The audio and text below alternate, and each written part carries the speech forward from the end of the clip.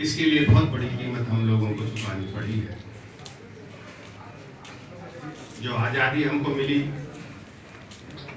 शायद हम उस पीढ़ी के हैं कि हमने वो कष्ट नहीं भोगे हैं, उसकी कीमत जो बेशकीमती है शायद कहीं हम लोगों से दूर हो गई है। वो इतिहास जिसमें हमारे शहीदों ने बलिदान दिया था, शायद हम लोगों को पढ़ाया ही नहीं गया। अधिकांश हिस्सा उसका उसमें से गायब कर दिया गया है। अभी मैं एक रोज पढ़ रहा था, जो जनपद गाजियाबाद के निवासी हैं, यहाँ पास में एक जगह पड़ती है खेकड़ा। जब गांधी जी ने नमक आंदोलन शुरू किया था तो यहाँ तो नमक तो कहीं बन नहीं सकता था, लेकिन यहाँ की हमारी मातृशक्ति महिलाओं और बहनों ने क्या किया, उस नमक को जो है, जो बना हुआ होता था, उसको पानी में घोलकर चूल्हे पर जलाकर उस नमक को नमक बनाया कि हम ब्रिटिश कानून को तोड़ रहे हैं। और इसके लिए उन सबको, जो खेकड़ा की जितने महिलाओं ने इस काम को किया था, सबको जेल में डाल दिया गया था। आप समझ लीजिए कि ना हमको बोलने की आजादी थी, ना कुछ करने की आजादी थी। आज हमको ये बोलने की जो आजादी मिली हुई है, ये उन शहीदों की ही वजह से है।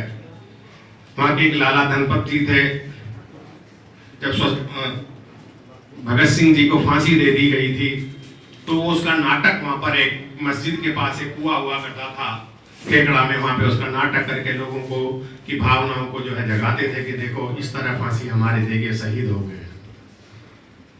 उनको उठा के जेल में डाल दिया गया।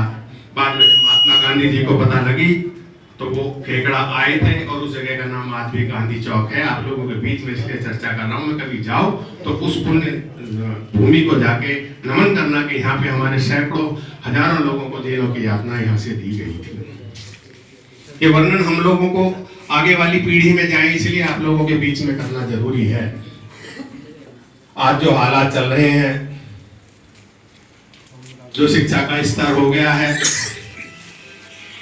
वैद्य जो शिक्षा दे रहे हैं, जो काम ये कर रहे हैं, वो एक अलग फील्ड है, लेकिन नैतिक शिक्षा कहीं हमारी चली गई है। त्रेता में भगवान राम आए, उन्होंने कुछ मर्यादाएं जो है स्थापित की थी। भाई और बहन का रिश्ता कैसा होगा, पति और पत्नी का रिश्ता कैसा होगा, माँ बेटे का रिश्ता कैसा होगा, पिता पुत्र का रिश्ता कैसा होगा, ये मर्यादाएं भगवान राम ने जब स्थापित की थी, उसी को हमने अपना धर्म मान लिया था। और जब जब भी वो मर्यादाएं टूटी हैं तो याद रखना महाभारत हुआ है। योगी राजकृष्ण ने जब कुरुक्षेत्र के मैदान में खड़े होकर कहा था, यदा यदा ही धर्मस्य ग्लानिर्भवति भारत, जो कुछ भी इस पृथ्वी पर हो रहा है, दुनिया में हो रहा, सब मेरी मर्जी से ही हो रहा, मैं ही कर रहा हूं, मैं ही आदि हूं, मैं ही अंत हूं। जो ये पूरा ब्रह्मांड इतना बड़ा है, तरह तरह की भौगोलिक स्थितियां हैं,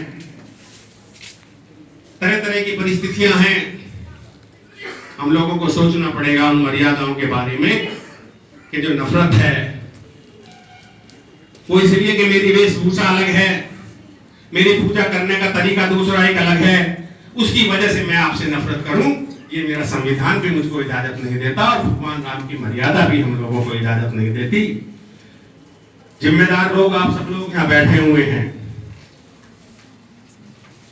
याद रखना, यदि दूध सभा में जितने भी महारथी बैठे हुए थे, पितामह भीष्म, दानवीर कर्ण, अश्वत्थामा, द्रोणाचार्य, कृपाचार्य, ये ऐसे लोग थे कि एक एक इतना शक्तिशाली था कि कई कई बार पृथ्वी को जो है समाप्त कर सकता था, इतनी उनके अंदर ताकत था, इतना उनके अंदर बल था। लेकिन दूध सभा की जो खामोशी थी, उस सभा में जब नारी शक्ति का अपमान हुआ, उसका परिणाम महाभारत के रूप में जो है परिणित हुआ। तो आप लोगों की जिम्मेदारी बनती है सही को सही कहने की और गलत को गलत कहने की आने वाले समय में, जिससे मर्यादाएं हमारी बनी रहे। मैं आपके सामने एक ये अपना विचार रखा है, इस पे जरूर विचार करना और सोचना कि जब कहीं कमजोर के साथ, किसी के साथ भी जुर्म हो रहा हो, आप उसके साथ कम से कम खड़े होने का प्रयत्न जरूर करना। हम लोग तो राजनीति के लोग हैं, तो ये राजनीतिक मंच नहीं है, राजनीति हम कर रहे हैं और चल रही है हमारी। आज ये गणतंत्र दिवस है, जिसकी वजह से हमें ये अधिकार मिला है कि गाजियाबाद के निवासियों के लिए 10 तारीख जो आने वाली है, ये अधिकार भी हमें गणतंत्र ने दिया है कि वोट का अधिकार हमको मिलेगा। हमारी विचारधाराएं एक दूसरे से भिन्न हो सकती हैं, आप कहीं और विचारधारा हो सकती है, मेरी कहीं और हो सकती है, लेकिन उस विचारधारा का इस्तेमाल 10 तारीख को जरूर आप करना।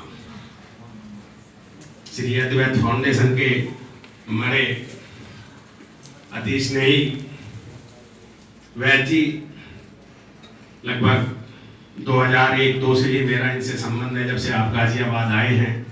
और जब भी मुझे याद करते हैं, मैं याद क्या करते हैं, मुझे सम्मान देते हैं जब भी ये, मैं तो इनका बड़प्पन ही मानता हूं कि हमेशा ये मुझे अपने कार्यक्रमों में याद रखते हैं, आमंत्रित कर रहे हैं। एक बहुत बड़ा काम ये कर रहे हैं। जब विचार शुरू हुआ था इस काम को करने का, तो मैंने वैद्य जी से कहा था कि वट का जो पेड़ होता है ना, उसका बीज किसी ने नहीं देखा और इतना बड़ा पेड़ पैदा हो जाता है। आज तो जो है साइंस ने इतनी तरक्की कर ली है कि वट के बीज को जो है हम बो देते हैं और जो उसका पौधा बन जाता है। पहले तो ये था कि वो चिड़िया खाती थी शायद, और वो बीज जो करती थी उसमें जो है वट वृक्ष पैदा होता था। मैंने कहा ये एक दिन आपके अद्वैत फाउंडेशन एक वट वृक्ष का रूप धारण करेगी, हिंदुस्तान नहीं पूरी दुनिया में आपका नाम जाएगा।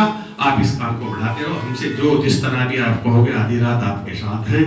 बहुत बहुत धन्यवाद। और अंत में बस 2 लाइनें कहते हुए, इकबाल की 2 लाइनें हैं